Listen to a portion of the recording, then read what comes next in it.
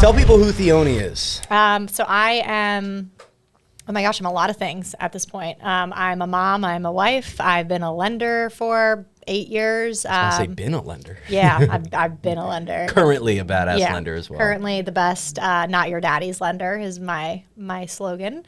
And I also love social media. So I don't know if I'm a marketer or if I'm a influencer. Some might call me that, but that's me. What's led you? What got you in the mortgages first of all? This is the best story ever. Okay, so 5 years ago. So I got into it summer after my freshman year of college. Okay. So what was it? 2017. Okay. Yeah. So I was 19. I was working at my parents' restaurant up in Harford County, Maryland, and I was bartending, and a guy came in. He was like, "Hey, and I was like, "I don't recognize you." And he was like, I work for this mortgage company in Baltimore. Do you know any friends? I know you're in college. Do you know any friends looking to do this marketing job? There's a bunch of 50-year-old dudes in an office, and we don't know how to work Facebook." And I was like, "Well, if that's all you guys need me to do, I can figure that out. You don't have to be a marketing major to post on Facebook."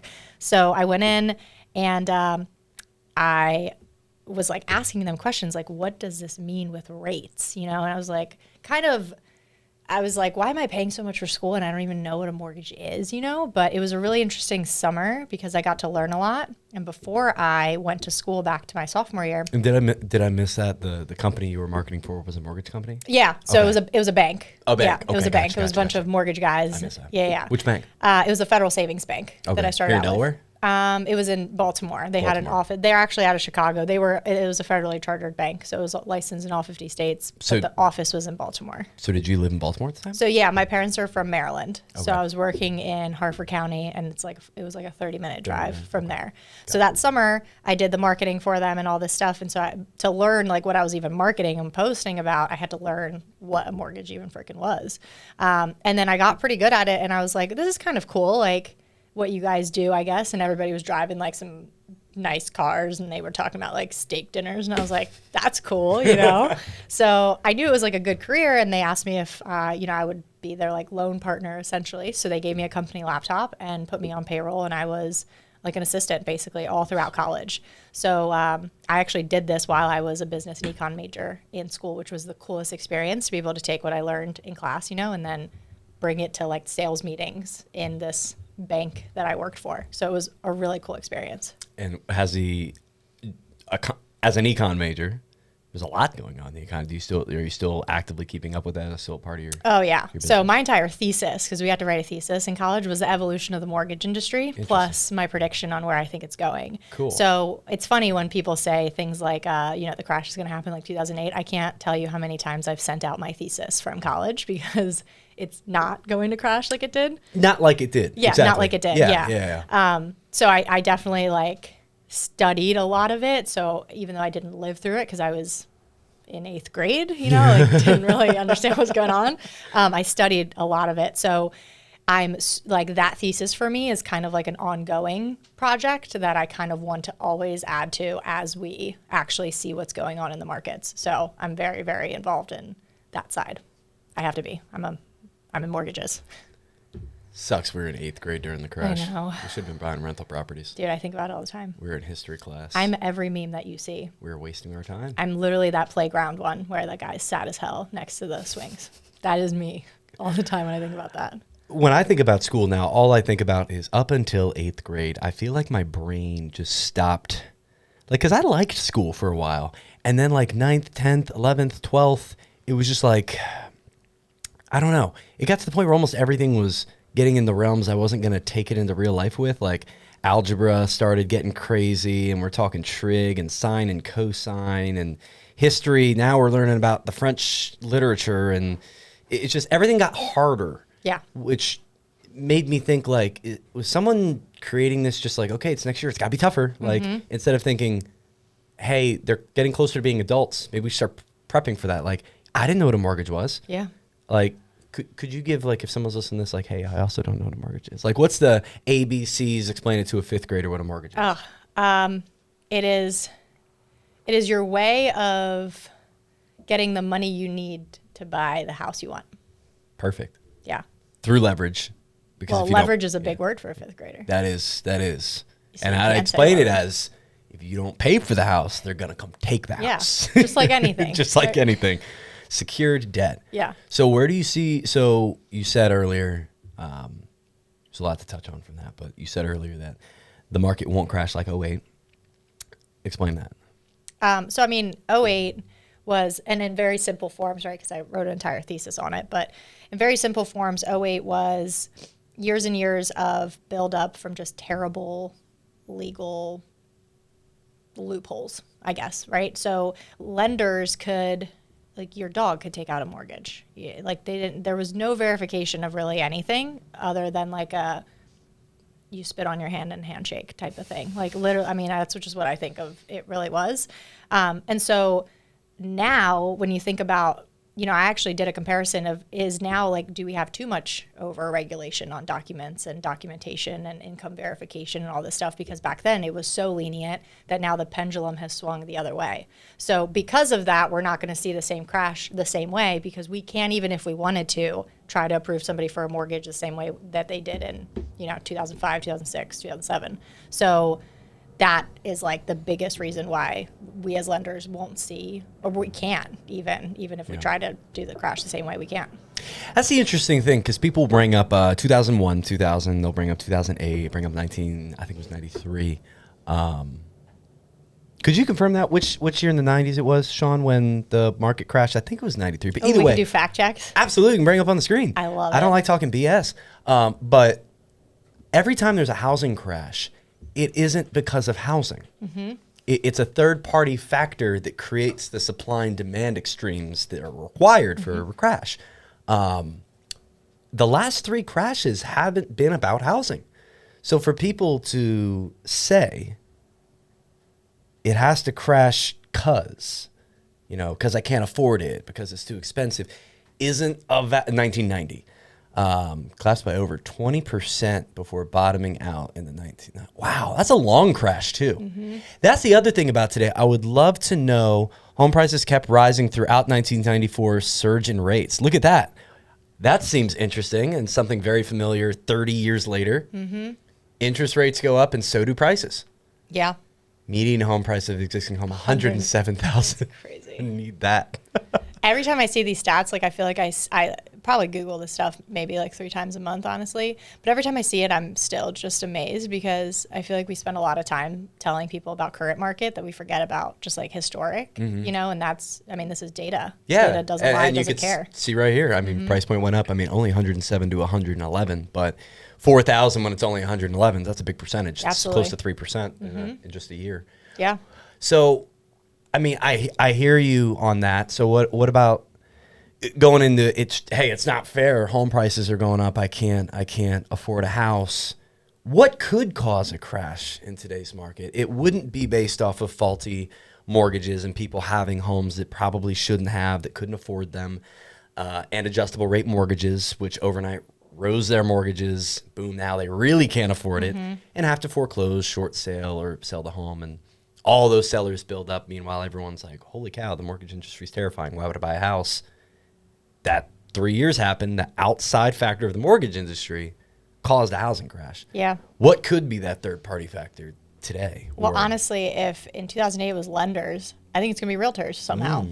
It's just got to even out. It's got to even out. I think title has got like 20 more years, but somehow. But I don't know exactly, how or why, but I've just thought about it, and I know for sure it's not going to be lenders. And if it's third party, it might be this big lawsuit. I don't know. You probably know way more than I do about. Oh, the NAR or the DOJ. Yeah. It could affect. So that's a commission lawsuit. I think it was in Oklahoma. Now they have another one launched in Texas, and they're popping up all over the country. And they're lawsuits that are civil suits against basically realtors for not disclosing how commissions were actually being dispersed. That 5%, 6%, it's no standard rate that's given is from the seller and split between the buyer and the seller broker. A lot of states did not disclose that properly. I think NAR, the National Association of Realtors, who's ultimately being sued by the Department of Justice, did a terrible job in explaining the real estate process and how commissions are distributed. Even Gary Keller, the owner of Keller Williams. Yeah, they had so many months to prepare their legal defense team, and so many months, even years, starting it was January 2021 it popped off, or summer 2021, but multiple years to prepare. And the jury deliberated for like, I think it was under an hour, which pretty much means they all looked at, like, we're all on the same page here. Yeah. Like, it was clear. And that change could affect house prices. And if it did, it'd be by 1 or 2%, because that's more than likely over the next 3 years. What we'll see as the shift in how realtors get paid probably goes from a 5.5 average to a 4, maybe even 3.75 average, because I do believe that in the next 3 years, one agent will be facilitating the transaction. You do think that? You've said that actually for a while. I have, yeah. I think it's the smartest way of doing it. I think it makes. I think the main argument for the opposite side is both getting proper representation, but I think Delaware is set up really well already that they are getting representation through an attorney. The attorney doesn't represent both the buyer and the seller in Delaware, so they are getting representation. And the way we have it set up at Loft as a team, we can also have another agent on the team, still providing them representation throughout, repair negotiations. But ultimately, once you're under contract, the negotiations are kind of done. Yeah. And you really just want a team of people on the same page with the same goal of getting you into the home that you're expecting to get at the price you're expecting it at. On the day. And on the day that you're expecting to get it. Yeah, exactly. And I feel the more people involved, the more mucky things get. Yeah. So I think that's a good solution. The consumers pay less. They ultimately can have a very similar, if not better, experience. And heck, I mean, let's think about it. This system was created in the 90s, really, in late 80s, and that was before a time of internet. And the commission structure was created in the 60s and 70s. Oh, wow. And that was old. Yeah, and we're talking about 6% on a $80,000 house, $100,000 house. And let's go back, like, if we looked at 1994, 111 grand, if you secure all 6%, which back then, I think it was 2 agents, but either way, if you were listing that home, like, you had to actually pound pavement. Like, you had to know people. You had to have the numbers in your Rolodex. Like, you had to, because there was no internet. There was no cell phone. There was no other way. Yeah, there was no other way to market a property. You put it in the newspaper. You do those things to get your house out there. And so there was legitimate value, I believe, to that 5-6%. Now that 5-6% hasn't changed, yet home prices have quadrupled, and our jobs have gotten easier if you know how to utilize the right tools. So, yeah, I think the correction should happen. And I think a lot of realtors will lose their jobs over it. And I think it's kind of written on the wall, which is why we aspire to be the best, because the best will rise to the top and take over market share. You know that in the lender world, because that's happening like wildfire, I think, a bit earlier than it's happening in ours. Oh, yeah, absolutely. I mean, this year's, I'm sure you even saw it too. This year was crazy with people making moves, taking teams, leaving the industry. I mean, Quietly. Yeah. No one's going to make a big celebration about it. But no one ever. Have you ever gone to a real estate retirement party? No, I haven't. Like, think about that. Yeah, No, that's a ever. great question. You just kind of fade off into the sunset. You either do that or you just die. Just got to stop or just die.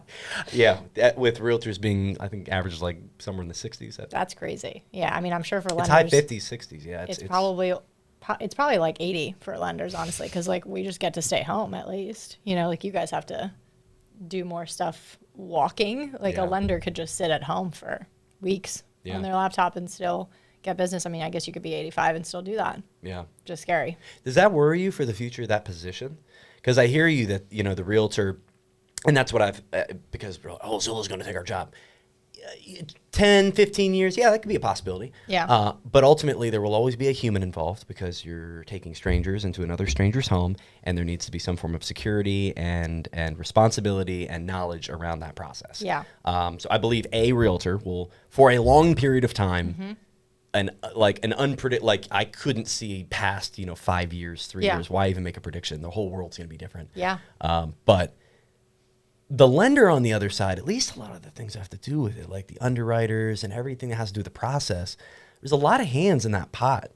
And if the system's already saying, hey, we may be doing less mortgages for a bit of time, as like last year, I know on the sales side for Delaware, we were down 38% as a whole just for sales. And of those sales, we saw more cash than ever this last year, at least within our team. Those numbers aren't public. With things like AI, I imagine a world where, a system could be created to where the application form is done, and then it's reviewed in moments and compared with hundreds and hundreds of different products. And an algorithm, an AI can put them in the right direction and then lead them to a human.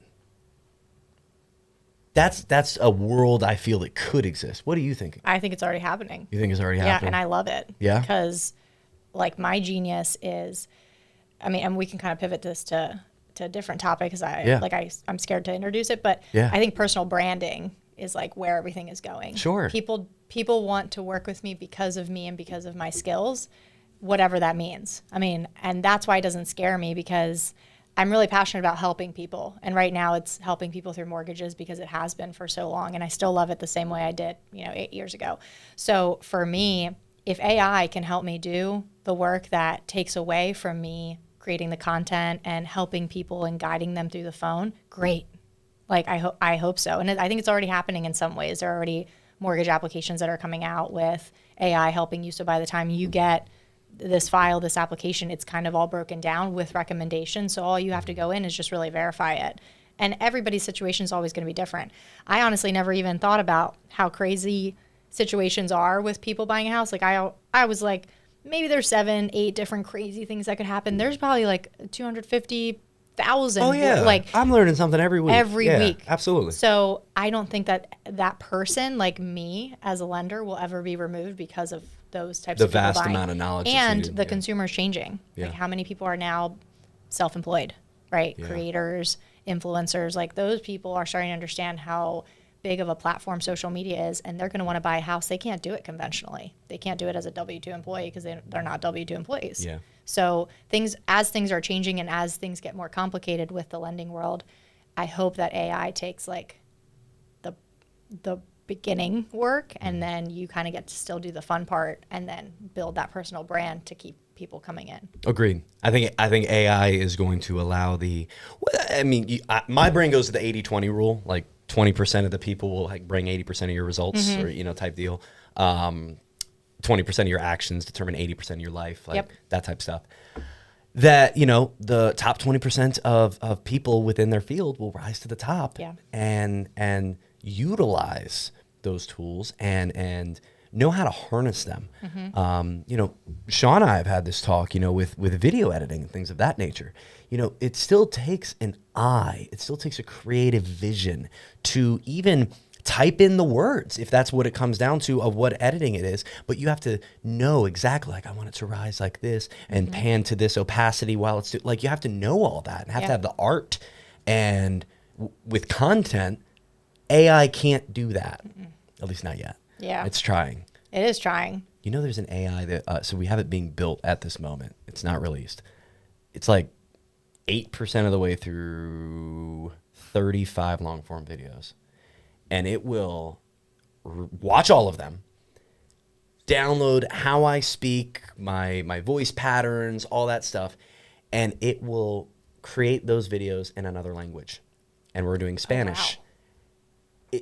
Theoni, it just looks like I know Spanish. So when you speak, it's my everything. It looks like you're saying. Yeah, absolutely. Spanish, it's not like they're pasting a mouth over me and saying, oh, blah, blah, blah. Like, they're not saying, hola. That might be funner. It might look more fun to just put a person who actually speaks Spanish and just put their mouth over mine and pretend it's me. Yeah, the spitting and everything.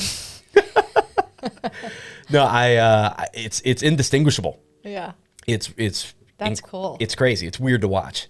So, and we'll launch that, and then we'll have a Spanish Loft channel. And we'll be the only. I think there's one or two other channels that are Spanish. Do you guys have people though that would speak Spanish? Okay. All right. Cool. Because that's cool if like you did. Oh, I do not speak Spanish now. And it'll be directed toward the couple that do, and we know that is going to open up a couple different things. We're going to be able to have a whole other audience that we can market to, that we can advertise to, and ultimately that are going to want to work with us. So if you're hearing this and you're a Spanish-speaking agent or lender, hola, hit us up, because we're probably going to need a couple more.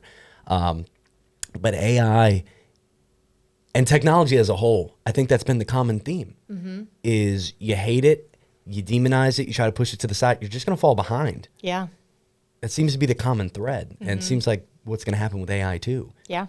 And I say this every year. I can't even tell you how many years it's been, maybe 4 or 5 that I can remember. Every year at the start of the new year, it's kind of crazy that, to me, there are people who still like don't post on social. And I just think about people that have businesses. Yes. And if I didn't have a company, I probably wouldn't have social media. I think I still would. I think I would still go into the personal branding because like I just believe it so much. Like I mean, stay-at-home moms now. Well, yeah, but if I had a job, it's at the correction facility. I wouldn't give a damn. No, right. I mean, whatever, you're getting paid and you're doing your job, especially if you like it, right? I mean, people who like it, they're like, I don't know, I'm pretty happy, so I don't care. But not only are these people like behind, but with the rise of AI technology, every year we're moving so much faster. I mean, think about COVID. I think about pre-COVID. I'm like, wow, not many people knew about Zoom, but we learned in 2 months. There was we adapted. There was some timeline. And maybe it would pop up in like a Google image search, but there was some time I saw it was like the advancement of technology. Like, hey, we got our first phone, that's mobilized in 89. And then, finally we get cell phones by 1998 and then smartphones, by 2008. And then you look at like how the timeline just keeps getting shorter and shorter for the next big thing, And now, ChatGPT came out earlier this year and it's the #1 downloaded app within 6 months of inception. Yep. Found a little. Oh man, this is gonna really hurt me. Oh my gosh. The history of its technology timeline: 3.3 million ago. 3.3 million years ago, the first tool was made. 1 million years ago, the first fire was made. I always like to know how we know that. Like, is there what? Yeah, who did we talk to? 850 CE. What's CE? Christ eternal? Before Christ is BC, right? 950 AD's windmill compass. You're going too fast. The steam. So we're Wow, 1400. We were printing. That's impressive. Kind of cool. Yeah. The Gutenberg press. Railways by 1804. Steamboat next year. What the heck's the reaper? For thousands of years, harvesting crops was a very labor intensive. Wait, you're going too. That was a very labor intensive. The invention of the mechanical reaper, the earliest reaper had some mechanical problems, but the later version spread through. Oh, is that one of those like big, like it's spinning? Like the farming tool. Telephone was 1876. And then how long did it take for us to go from a telephone to a cell phone? 1870. We're still scrolling. So somewhere before, it doesn't even have it. Yeah, somewhere after the internet, though. Can we look up when the first? So we're talking like over 80 years, 100 years. We get, and then 1974, right there was the first personal computer. Mm-hmm. How long did it take to get to laptops? And how quick of a time do we have tablets? And then, the Nintendo Switch, you could pull the controllers off and then play the whole thing somewhere else. And like 1973 was the first cell phone. What the heck? Man. Martin Cooper made the first cell phone call on April 3rd, 1973. Martin Cooper made the first ever cell phone call in the streets of New York. Can I see it again? I love that it's a brick size. His invention, a brick-sized device, became the first cell phone available to do. Probably just hit images right there. Look, he's so proud. Look, pull up that one. He's so proud of it. Look how old he is. Oh my God. Oh, and he's got a bunch of different cell phones in front of him. Wow. Those are probably Motorola. Shit. Oh, so is he the CEO of Motorola, or just works at Motorola? I'm sure he's dead. Is he Mr. Motorola? Is he? He's got to be dead. Well, I mean, his picture. When was that taken on CNN? Was that recent? I hope he's not dead. He looks like a very happy young older gentleman. 2023, April 3rd. Oh wow. Looks like I'm calling. Maybe okay. Cooper recall. Yeah, he's interviewing him. Yeah. Wow. That's cool. Mr. Motorola's still out there. Hell yeah, making calls. What a cool fun fact. On a phone that possesses access to more information than probably most presidents had before 2004. Ever. Like the rise in technology, and I think the simultaneous rise in information access. Mm-hmm. You can learn anything. You can know anything. There's no like. Do you ever remember like not knowing the answer to something? Yeah. Like two people, like you're trying to figure out the name of an actor. Yes. And you just had to not know. Well, I mean, or wait until you found someone who did. Really little. Yeah, I mean, but we went from that to just like we are never bored. Mm-hmm. We're never outside of a piece of information. Is that good for us? Probably not, but we're going to do it anyway. We're going to do it anyway. And I think it also causes a little bit of like paralysis too, because I think with the rise of all this technology being so easily accessible, we're starting to see a shift of like, why aren't humans learning as much as we can? And I think it like paralyzes you almost. Like there's so much information, people don't even know where to start. Because I mean, I'm sure you get this question all the time. My number one asked question is, okay, if I want to start on social media, where do I start? Try Googling that. How many answers? I mean, you're going to find the information, but it like paralyzes you a little bit, because then do you even want to learn if there's that much information? You know, I mean, it's different to go to a library and you might have 3 books on the same topic. You could probably knock that out in a couple months. But I mean, with so much information out there right now, and how do you even know some of it's real? You can't. It's really crazy. Yeah. And then you bring AI into that. That's the conversation around what's real, what's not. Mm-hmm. I know. That's why everybody should have a code. Tell your grandparents, tell your parents. You should have like a word. So if you get spammed or called by AI trying to get money from you because Theoni's in jail and I need $20,000, Grandma, unless I say banana, that is AI. So you have to have a secret code. We are living in those worlds. Get over it. I hope your actual code isn't banana, because then AI might no, it's not watch banana. the podcast and be it's like, not. Let's say banana. No, it's not. They probably are still listening to me right now. Yeah, but it's not. That's scary. You want to go into that a little bit more? I've heard about these calls going around. Yeah. I mean, how many have you heard about? I've heard about like 6. I've heard 2 or 3. Okay. 2 or 3 accounts, just, scrolling TikTok or saw one news article. But so it's these like AI bots, I guess, or scammers. I mean, because there's always going to be bad people in the world using stuff for bad. That's not going to go away. But they call usually your grandparents, because old people are always the ones who susceptible. Society picks on. Yeah. So they call as if they're like, their grandkids, and they say, hey, Grandma, I'm on vacation or something happened. I'm in jail and I need you to wire me this much money or send it or something like that. And it sounds just like that grandkid, because you can pick up anybody's voice, which is really scary, being a creator and my voice being all over the place. But that's why I think it's really important if it's happening to these people who aren't really that big in the creating space anyway. Like, these are just random people. And some of them did wire the money and then they learned, and some of them learned from hearing these stories and knew to ask first, or just like felt like something was fishy.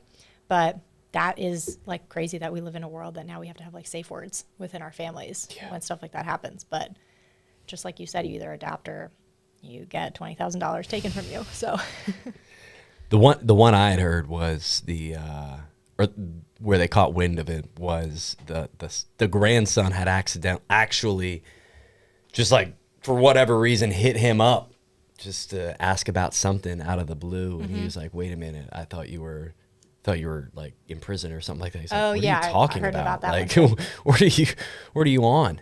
And isn't that then a crazy thing as a grandfather to explain what just happened? Like, you just thought your son's in jail. I've heard one where it's like, we kidnapped him. Yeah. And it was ransom. Like, what the hell? I know.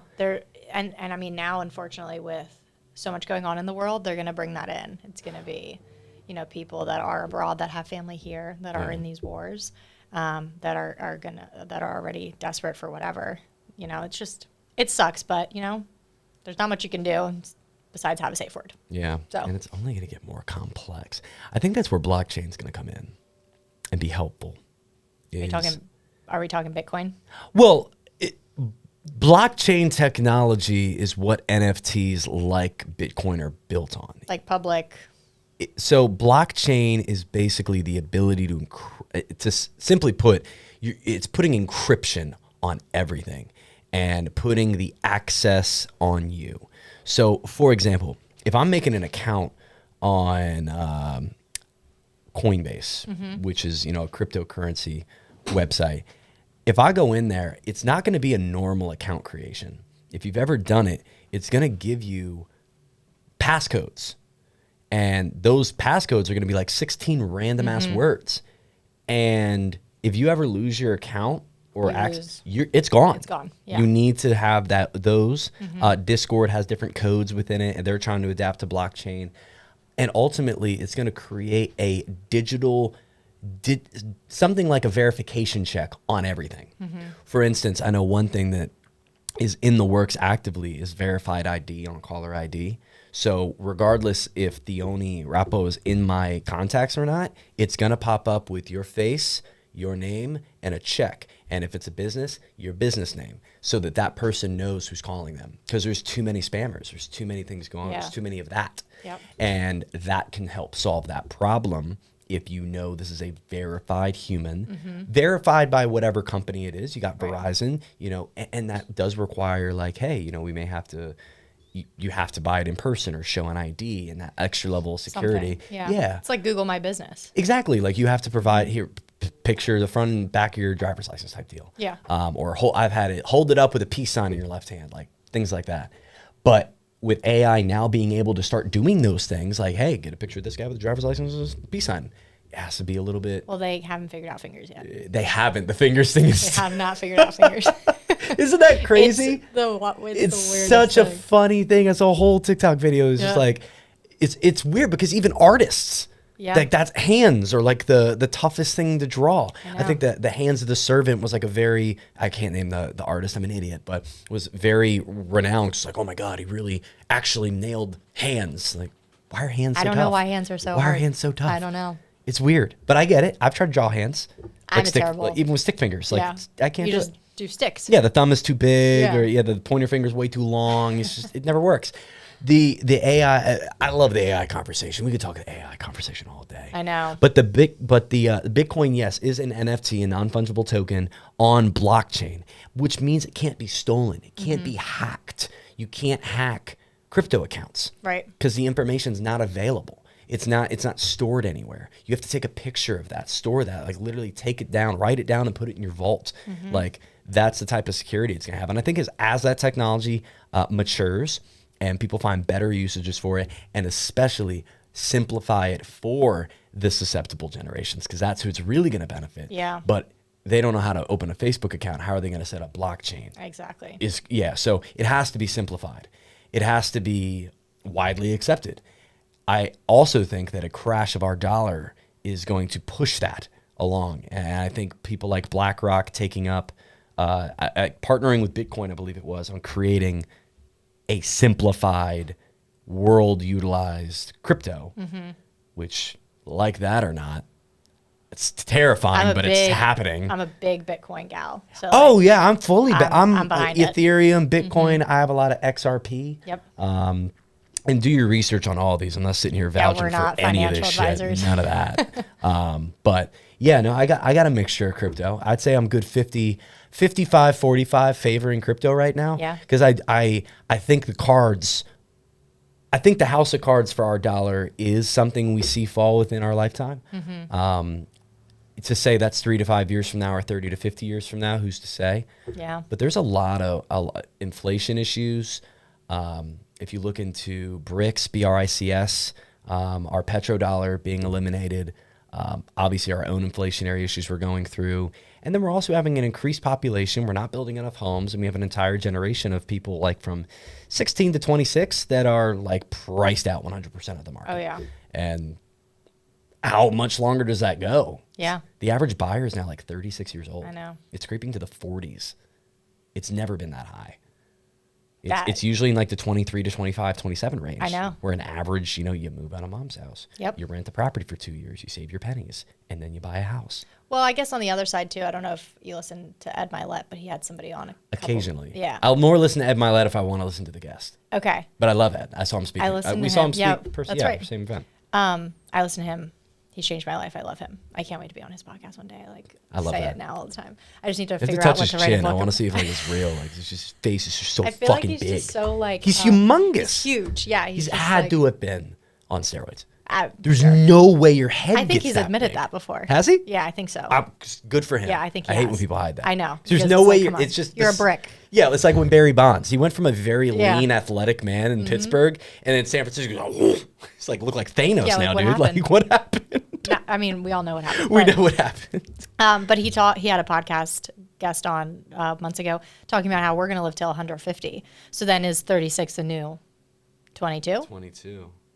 Maybe. What was his, I'm sure, some medical development. Yeah, it was some doctor. I don't know. He talked about how, like, just like technology, the health and like that space is just gaining so much traction, and people are starting to understand it more because the consumer in any realm, I guess, or any industry is just getting smarter.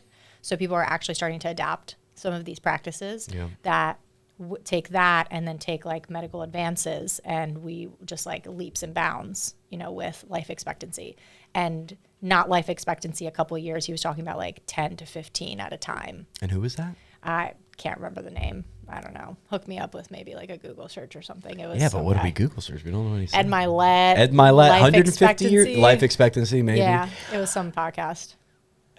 I agree that, 150 as an average sounds a bit audacious for our current. I kind of think we might. For our current life cycle, like me and you. Yeah. Okay, I'm for it. I don't know. I mean, you friggin' dove into a pool of ice and shit for like a year. We do it often. You still do it? Yeah. So our takeover day, we got in the ocean. You're literally freezing your body. Yeah, but I have some. I do have some. I don't think that's exactly how we're not cryogenically freezing ourselves. I don't know, I've never done polar plunges. It's for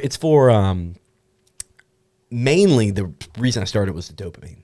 Yeah. The dopamine you get from it, you get like a 3.5 hour. I did do cold showers after you started doing that. Yeah. So I will say I did a little bit. And the cold showers, you do get a good 30, 45 minutes where you're like, yeah. There. The cold plunge submersion is whew. And then we started getting like at the end, throw your head under for like 10, 15 seconds. And then just, you start feeling like, oh, I'm going to just fucking freeze in here. Like I'm just going to be an ice block. Yeah. You get out and it's just like, you've conquered the worst part of your day. Yeah. You've done something that nobody's asking you to do. Nobody would probably even think you should do. So a lot of people are like, you're going to die. You're going to I get those DMs all the time. You're going to hypothermia. Oh, yeah. You're going to do this. Like, I'm fine. I'm better off. We can talk about troll DMs for a whole podcast. For sure. Oh, my gosh. For sure. That happens all the time. But the life expectancy thing, I don't know if the cold plunging directly affects that. It definitely provides me some discipline.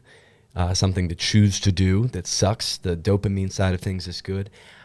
The guy who made it, or at least popularized it, Wim Hof. Yeah. He has a whole thing where he does believe it's enriching his life and keeping him from being sick. And preventative things like cold plunging, I think, could lead into that. But ultimately, for us to live past, I don't know what the average age is. Mid-70s, low 70s, high 60s. No, I think it's like almost 80. Can we that's fine. Check that? I'd love that. I'm sorry I was so pessimistic. I know women live longer. I do know that. If it's 80, so we're essentially saying we're almost doubling our lifespan. Mm-hmm.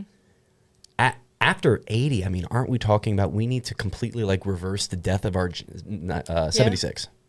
Is it going up or down? Oh, did we? Oh, wait. Decreases. What about in 2023? As of 2023, we need to prompt this thing better.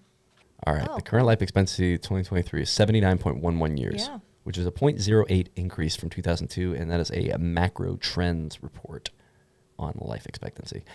So 80 years. Yeah. Just like you said. So 80 years, you're essentially doubling your lifespan. At that point, we're not talking about just avoiding sickness, avoiding cancer, heart disease, the things that like are taking the most people out. You're now talking about we have to stop the aging process. Mm-hmm. He talked about that on the show too. And I have heard there are some people who believe we will crack that code to stop DNA strands from shortening. Mm-hmm. And there's so much smart chemist stuff. I don't even want to try to act like I understand it. But same. It's interesting, but then is that going to be something in a world like America where we know that the pharmaceutical industry and the food industry and all these and the government and the Fed and all these other things that we know now with all this information for, without trying to sound like a big conspiracy theorist, are against us or at least holding us back, and speaking specifically to food and pharma, killing us. Mm-hmm. Why would they, if we found that technology to make us 150 years old, give it to us? I mean, I think that people are just going to have access to it like never before, just like we do with information. So like people are already starting to grow their own food, get their own seeds, figure out different ways, or just leave the country. Sure. I don't know, my parents immigrated here, and so like it's kind of shitty for me to be like, I don't know, I kind of want to live somewhere else. But even they were like, America was this different thing back then to people who immigrated here, mm-hmm. And sacrificed so much. So thinking about leaving, like I feel bad saying that, but even they agree sometimes, like, yeah, why are there other countries of people figuring it out with their government And we're like constantly at battle with ours to try to be like, hey, this is the information. Why aren't we doing it this way? So I think eventually that's going to take over and we're just going to do it anyway. Yeah, I think we're just going to figure it out, have access to all that stuff anyway. Someone had the theory that within 10 years we would start to be what do you say? Like a degrading population in the U.S. That more people will leave than come. Yeah. And I believe it. Yeah, I can see it because, you talk about 1970. Mm-hmm. What does anybody know about any other country other than what's on Fox or whatever news channel you had at the time? Mm-hmm. You don't really know anything. It's really not until recent that we know anything. One thing that really opened my eyes, especially this year, was what happened in France and what continues to go on with their government. There was a complete meltdown of their society and a complete revolt against a revolution against their government. And the people took over and said, we don't want to do it this way anymore. I saw all of that happening on TikTok and none of it anywhere else. No. And then I purposely looked for it on Fox, CSNBC, MSN, CNN, all of them, all the ends. There's nothing. There's a couple side articles of like a riot or two or some purging, or I'm sorry, like a little purging. Highlight. Yeah, like, hey, they broke into the store and like took all their stuff and looted.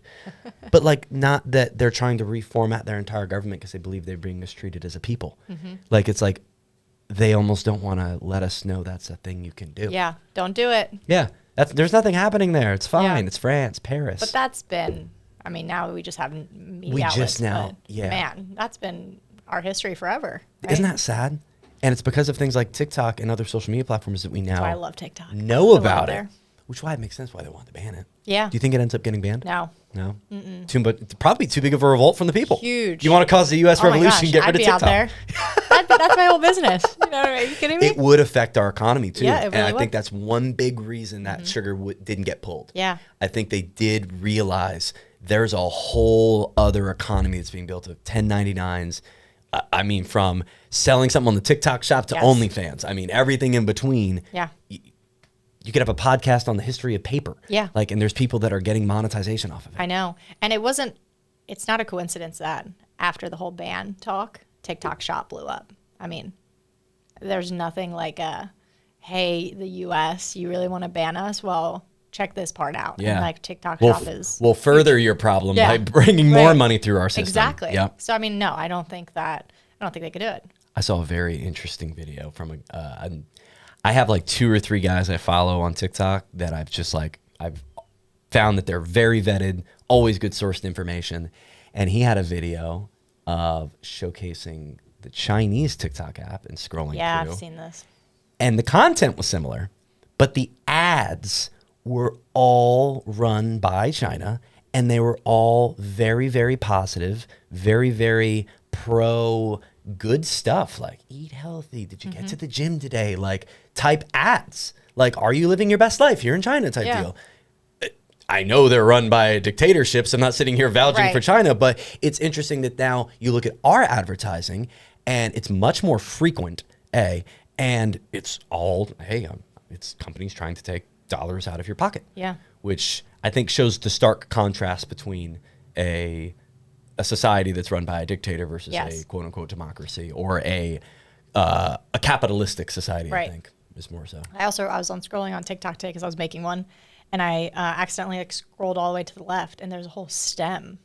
Have you realized this? Just STEM category. So now they have following the For You page. I did see that, but then it went away. It went away from me. What does STEM even stand for? It's education, oh. Science, technology. Oh, yeah, STEM I love education, because it's. I had that for a bit and then it went away. Oh, really? Yeah. Well, they test things out. They just didn't want you to see it. I wasn't using it. And they're like, this guy doesn't want to learn. But I've heard that in China, a lot of their stuff that goes viral on TikTok is that educational stuff. That's incredible. The U.S., that was the big thing with teenagers. That's incredible. So it's entertainment and dances versus education and promoting. Yeah. Wow. So, I don't know. People have their reasoning behind it. The best one that I've heard is when people believe that if you download the app, China can see everything you do. It's they can see everything you do right now. Yeah. They can hear this right now. Anybody can hear anything anywhere. But the thing about it is the U.S. is doing it. Yeah. It's been shown decade after decade. Every time they think we found the crook and we took him down. Richard Nixon's down. The next guy's doing it too. Right. And then we find out 10 years later, oh my gosh, they were doing this since 2002. Why care about it? I don't care that my information is, I obviously care. There's private stuff that's going to remain private. Keep it private. Right. But if someone's listening to your phone calls, okay. My argument is if that technology is being used to through AI or something like that, because I think that's the only way feasibly you say, hey, there's over, how many people are in our country? Just under 1 billion. And we're going to monitor all these calls. You can't do that. AI could. And if it patches in on, hey, we recognize this call, there looks like there's going to be a terrorist attack amongst these 11 men and women at this location on this time. I would love that looked into. Same. I would love that looked into. If that takes me giving up the right to... For you knowing when my dinner plans are? Sure, right. yeah. I don't care. Yeah, I talked to my wife, okay, you listening? That's weird. Right. I'm talking to a client about buying a house, sick. Yeah, good for you. Send me more referrals. There's nothing I'm hiding. Yeah. So I fully agree there. And AI can help that. Yeah. And blockchain can help privatize that. And I think we move toward that world. But I forget where we were even on topic with that, but we moved into AI again. I know. We keep doing that. Keep slipping into AI. What were we just talking about, Sean? What were we just talking about? Something about Line? China, TikTok. China. I also think that's a little bit of, as the playing devil's advocate, as Americans, we get the opportunity to pay to put our message out there if we would like to. We also get the opportunity to not have to have our government run our advertising and what message they're promoting. And some people would argue, they're making their people feel like they're the best option and they're shielding their people from the outside world, just like, what you're saying America's. So, everyone's kind of doing the same thing in their own way. Yeah. Which they have to, because if we all did shit the same way, then that'd be boring. And if you're so empowered by that, Americans, why don't we fight for Facebook and Instagram and YouTube to do the same thing? Yeah. To promote the things that would benefit us. We want the entertainment. Right. We want the endless scrolling of dances. That's why it's working. That's why people do it. Right. So if it's that crazy, why don't you fight for it? Yeah. And honestly, I'm thinking about ads, because I know you guys tap into ads way more than I've never. Really? I've never tapped into. It's a great booster to it gets your message in front of more people that want to hear it. Yeah. And organically, there's only so many ways you can, I'll speak to our industry. I can only really gain business from someone that's looking to buy or sell a home in Delaware. And if they're looking to buy, there's a certain credit score and income level that's needed. So it can't just be anybody. But TikTok's a international platform sometimes. Yeah. Ads can help take something that organically perform well, like you're doing I love the videos you would do, getting ready with me, and every 1 out of 14 pops and does really well. That 1 out of 14 that pops and does really well, you give that money and you push it against a remarketing audience. Now you're getting the message that you already know spoke really well to a bunch of strangers or people who just follow you on the internet, and now you're pushing it to the people who can actually grow your business and you're trying to grow your brand within. Is a really powerful tool, and we love TikTok for that. We use the promotion feature a lot. Okay. And the TikTok ads. I have been posting on Reels, not on my feed, of TikTok videos that performed, and that's what just boosted me to 20K followers on Instagram. Nice. So that's what you've been doing, just not post the feed. What? So I've heard people say that. I tested it around on ours. I did 10 and 10. I didn't see any difference. So what would you see in the difference in yours? In terms of what? Just anything. My engagement, my views, my comments. Nothing really changed. My views went down because it wasn't going to the feed. Well, was it performing somewhere else already and you shared it not to your feed? No, it was everything that was going through. So I just did a 10 and 10 test of 10 of these go online on the feed and 10 don't go on. Got it. But I hear what you're saying, taking something that performs on TikTok and then testing it that route. Yeah. Because the non-on feed, does that give it a stronger push on public options? And it takes a while. I posted, so the loan estimate sheet review one that took off on TikTok was just me telling people, hey, if a loan estimate sheet says you're not locked into that rate, well, you might probably not get that rate. So be aware. Yeah. And it got 2 million views on TikTok. And then months later, I was stuck at 10,000 followers on Instagram for years. And so I was like, do I start over? Like, this shit sucks. Instagram hates me and like all the things. So a couple months ago, I took that video and I was like, I'm just going to try this out. Like, before I delete my Instagram, I guess I'll try one more time. So I posted it, not to feed. And then in 2 days, it got like 200 views. And I was like, wow. And when I've tried it before without content that I knew performed, it would get like 10 views. 10, yeah. So I was like, okay, this sucks and it's stupid.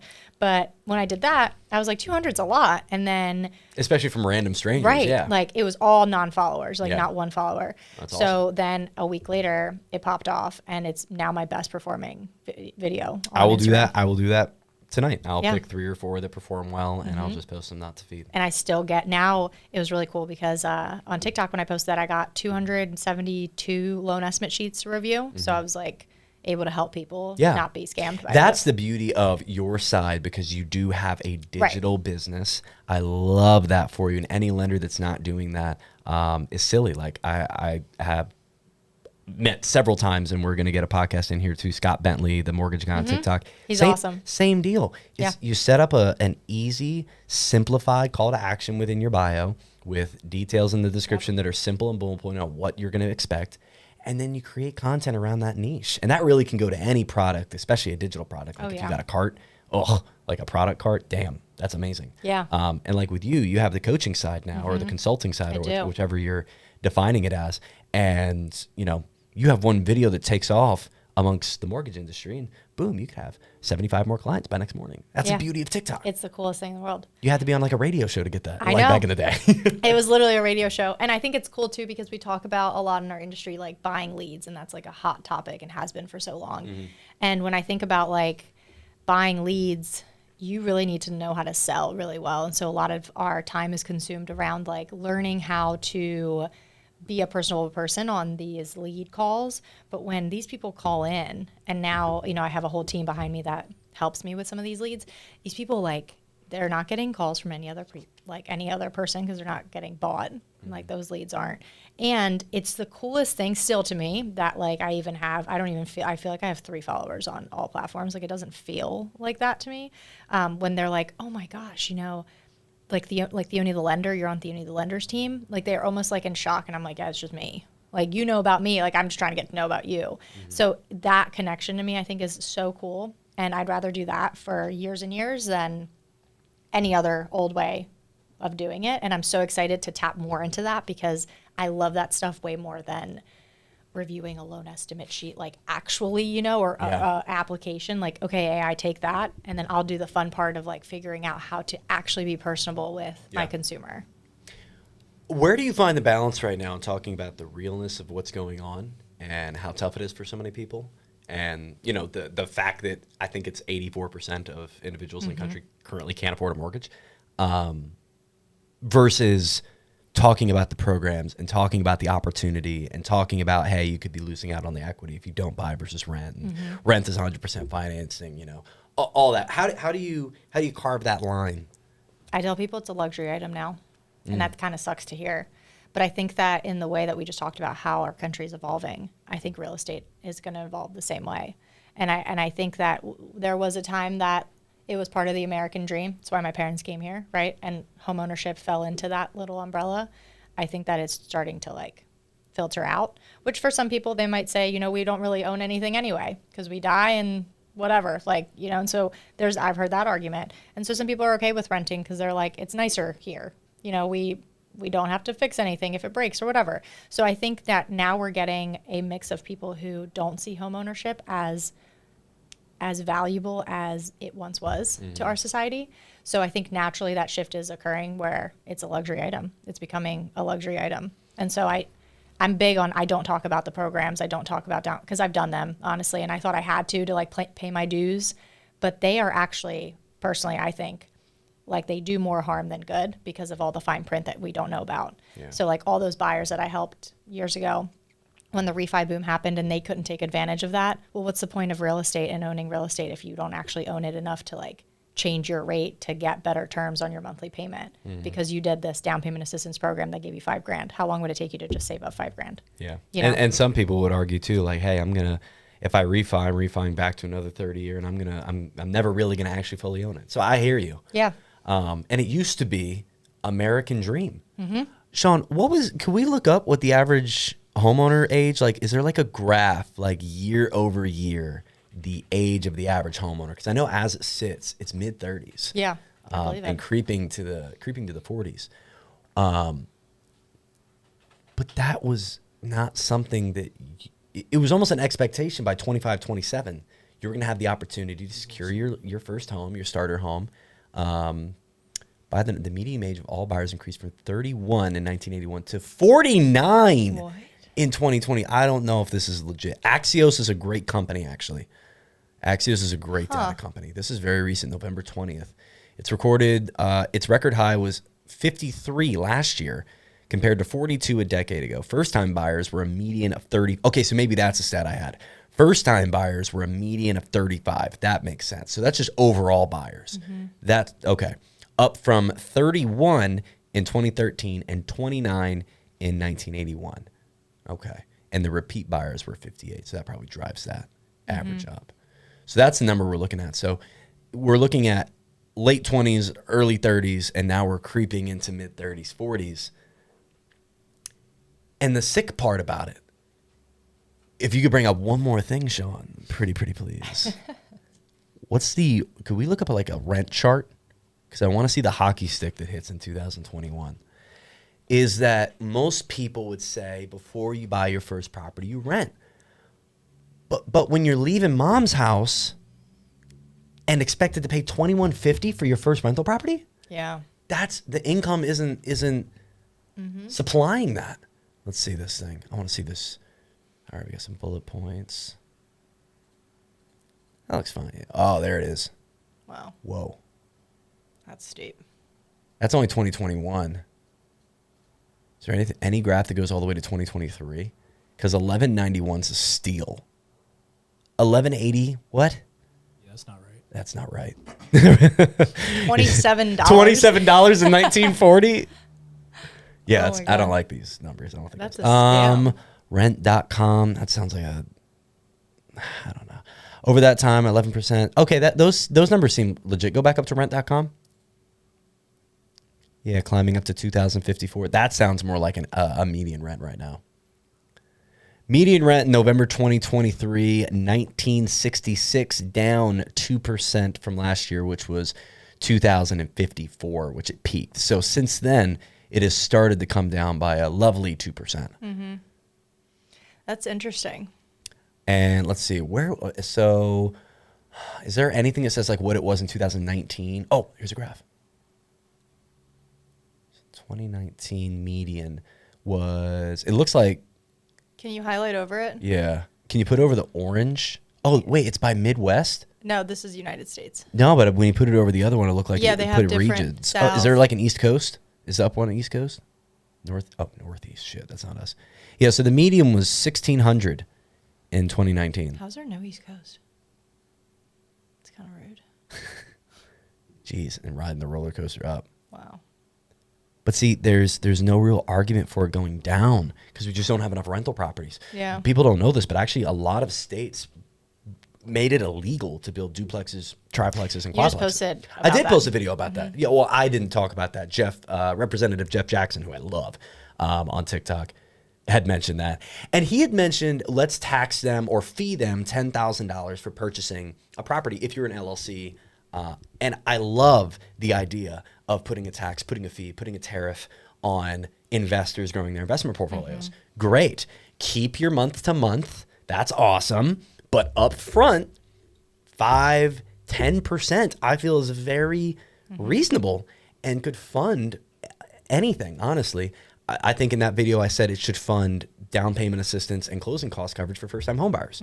And that would lower that age drastically and allow more people to get into a home quicker, especially if you're talking like a $300,000 townhome.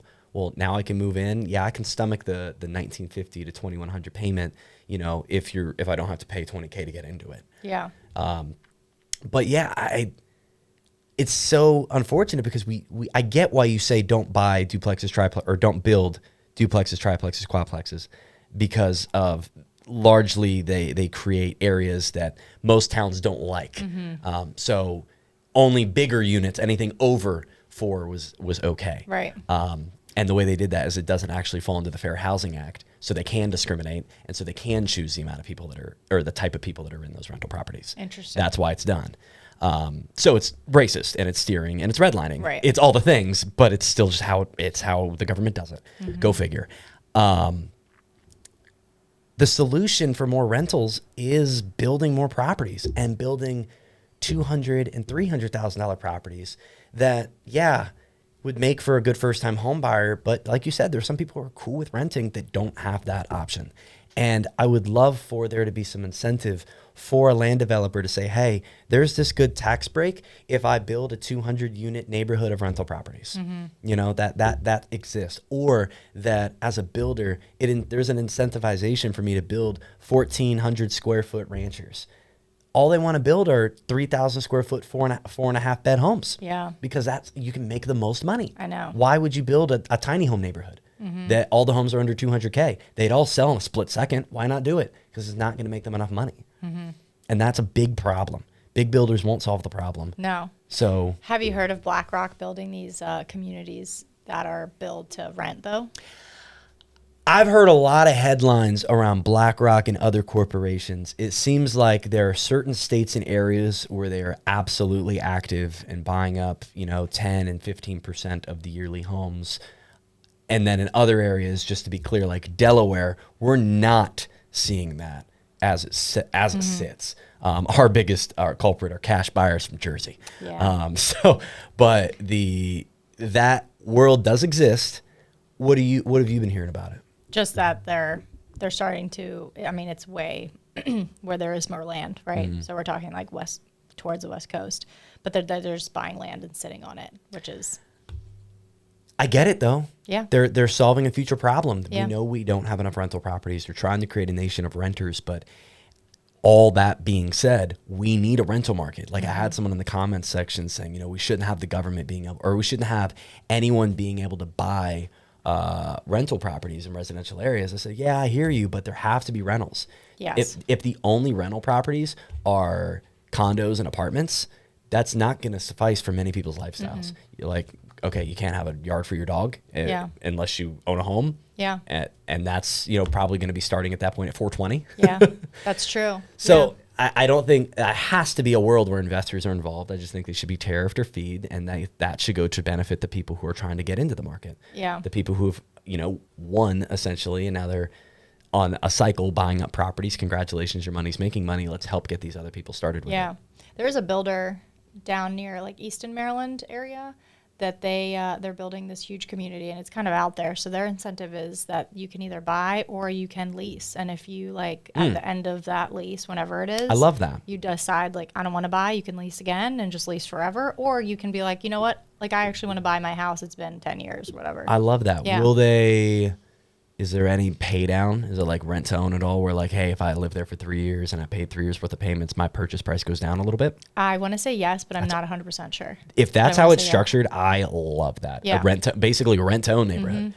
That would solve a lot of problems. A lot of problems. Yeah. That would solve a ton. And it still benefits the builder. Exactly. Because he's getting his monthly income. And at the end of the day, they are going to sell. Right. I think it's really smart. Yeah, that just popped up in my head while I was sitting here. And what neighborhood name is that? It's called Lakeside at Trap. Lakeside at Trap. And that's in Elkton, you said? No, right under Easton, Maryland. Easton. So it's near it's actually an hour and a half away from the beaches, and then maybe 45 minutes away to Annapolis, another hour and a half to Baltimore. So it's out there, but the idea is that you're centrally located to anywhere you want to go, if you do. Yeah. I love that. It's a cool idea. It's a really cool neighborhood too. Well, this has been a really cool conversation. Yeah. And we're 20 minutes past. Way over. Point. Yeah. So how could someone best link up with you? Theoni. I always thought your name was the On It lender. Yeah, everybody says that. So it's Theoni the lender. Yes. Yeah. Just Theoni lender everywhere. Yeah. And the On It lender doesn't even make sense because there's still a he in there. Yeah. The On It he lender. I've gotten that so many times. Maybe I should just say I am. Maybe I should just let the people speak for my name and just say I am the On It lender too. I'm both. Or are you just Theoni? Or I'm Theoni. Yeah. Yeah, that's cool too. That's a cool name. I used to hate it when I was younger. It's younger, social media. Is it that social media movie with Justin Timberlake saying, "The Facebook"? Oh yeah. Drop the. That's how you know That's how you know you're old. I know, But yeah. like Coach Tom Ferry dropped his to Tom Ferry because Gary Vee. Oh, he was too. the coach. He was Coach Tom Ferry, and now he's Tom Ferry. Oh, okay. And like Gary Vaynerchuk was Gary Vaynerchuk, and is Gary Vee. So the simpler you can make it. I love Theoni Rappo.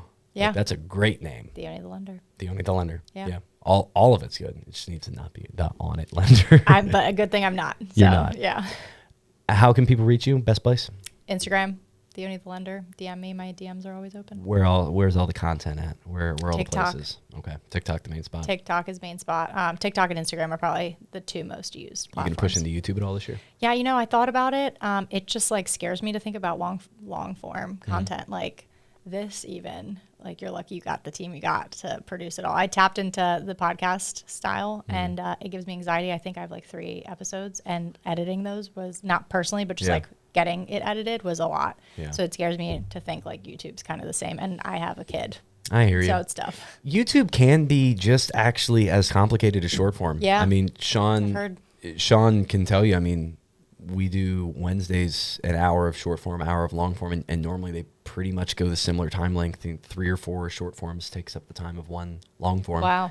And the beauty of YouTube, the videos last forever. Yeah, They're they do. so long tail. Evergreen. Yeah, it's evergreen, and we try to focus the content around being relevant, but also stuff that 3 months from now is still going to be watchable. Yeah.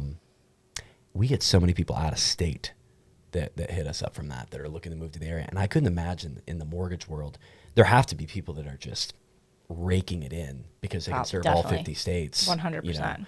I don't know, especially with your presence and talking about brand, like.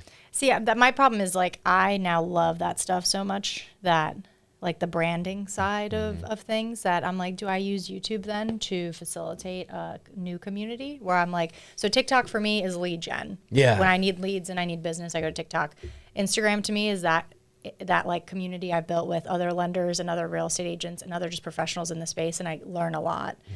And so I'm like, YouTube, is that the one that I get to like help creators in the space? You see what I'm saying? I'm not trying to like lead gen all 3 because I get enough on TikTok, which is like, I'm very blessed to be able to say that, but I kind of want to spruce it up, so that's my problem. Like what content do I post on TikTok or on YouTube then?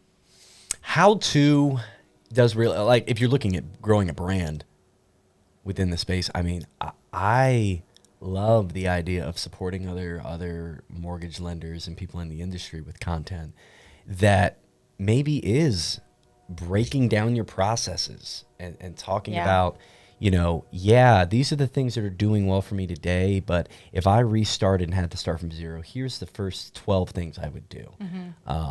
I think would be really valuable because I don't think there is enough good voices that are prominent that are giving good advice in the mortgage world specifically. I agree. So I think there's searches that you would get in front of, and it would meld right in with your Instagram. They would directly be able to contact you, get closer with you right there, message right in with the community you built, like you said. And it's evergreen with SEO and text below it and links, and you can run ads that remarket to the people that watch it and don't do anything, which is 95% of them. And and then you build them into your space, and then they see your TikTok and they're really impressed, and they're like, okay, let me look back at this, and they watch another video, and then they sign up for your group. And it's a great backboard to have when you have successful short form content. Yeah. Because a lot of people take to Google, and YouTube's owned by Google, so those YouTube videos shoot to the top. But TikTok's like the #1 search engine. It is, but not on Google. Well, if I go to Google, it's not the #1 search engine. Yeah, Google's the #1 search engine. Can we fact check that, please? Absolutely. It's Google, it's YouTube, it's Netflix, and then maybe TikTok. Netflix is a search engine? Oh wait, I'm sorry. I'm talking video watch. It's YouTube and then Google, and maybe after that it's Yahoo. But no, I'm talking search engine. I believe that TikTok will grow in that, but I don't think it's. I think it just beat it like recently. If it's recent, I didn't see it. I believe you, and I've told people that when we're going different areas or something like that, like if I'm popping into Orlando, I don't Google it. I say things to do in Orlando on TikTok. 100%. Because I'll get the real people on the ground doing the real things, not some advertisement. That's someone who paid to have better SEO than somebody else. Exactly. So I do believe it will. If it's already done it, that's awesome. Can I look at what you're looking at? What do you got? So I'm just looking for the top search engines. Are you coming through the mic? Am I just looking? I can't hear you. Am I just looking at the top search engines? Can Yeah, you most utilized search engines In 2023. In 2023. Okay. Yeah.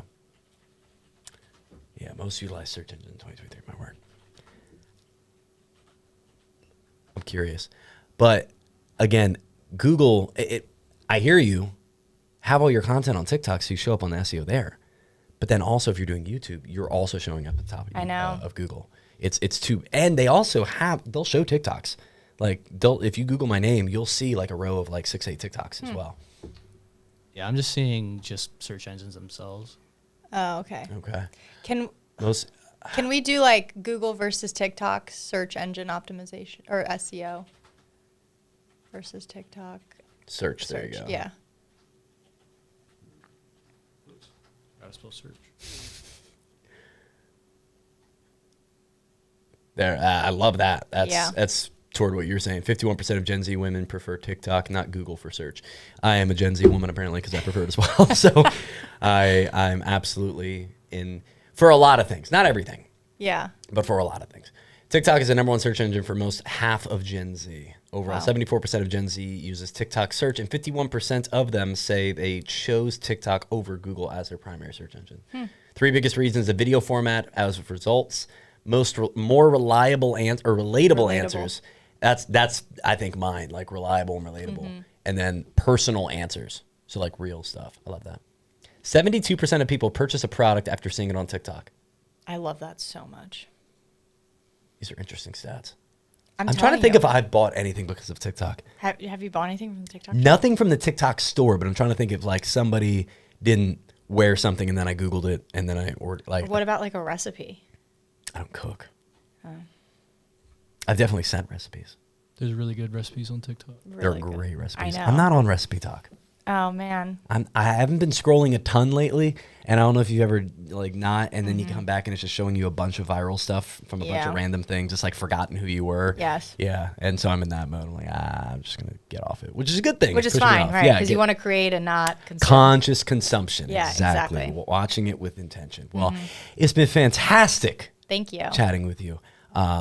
Whether you're getting a mortgage or you're a mortgage lender looking to get better, Theoni, the on it lender. Theoni the lender is the spot. Right on Instagram, TikTok, and soon to be YouTube. Yeah, hopefully. We'll see. Love it. Appreciate Thanks. you.